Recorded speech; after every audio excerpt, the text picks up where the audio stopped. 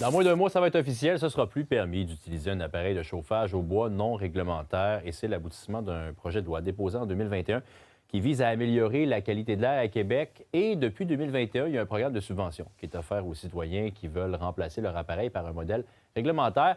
Félix-Antoine, tu as appris les montants dépensés par la Ville de Québec dans ce programme. Oui, c'est une demande qu'on a faite à la Ville de Québec depuis 2021, parce que c'est là, comme tu l'as dit, que le projet de loi a été voté par la Ville. C'est là immédiatement qu'on a mis en place ce programme. C'est un peu plus de 2 millions de dollars qui ont été versés par la Ville à des citoyens qui ont décidé de faire un remplacement ou simplement de retirer, parce qu'il y avait aussi une portion de subvention à ceux qui retiraient les appareils à chauffage à bois. Et on parle d'environ 2800 donc appareils qui ont été retirés ou encore modifiés donc par la Ville de Québec. On a pu voir aussi avec eux comment on voyait cette date du 1er septembre arriver. Alors, qu'est-ce qu'on allait faire? Est-ce qu'on allait donner des amendes aux contrevenants? Et pour l'instant, ce n'est pas dans les cartons, nous explique la Ville de Québec. On veut faire confiance aux citoyens. La réponse des citoyennes est des citoyens est très positive. Les gens se conforment largement à la réglementation dans ce cas-ci, lors des interdictions ponctuelles qu'il y a eu dans les dernières années.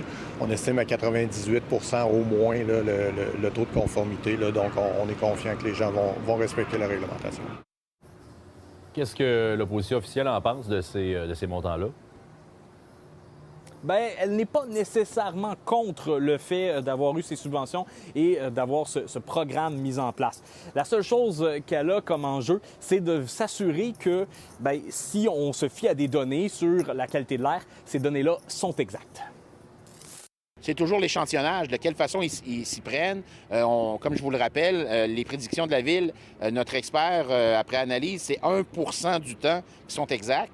Alors, je pense qu'on devrait commencer par avoir des capteurs beaucoup plus performants pour avoir donné une bonne idée aux gens. Il n'y a personne qui va vouloir ne pas protéger la vie humaine, mais de là à faire tout ça avec les montants qui sont rattachés, je pense qu'on doit se poser des questions puis on doit améliorer la certification de nos données.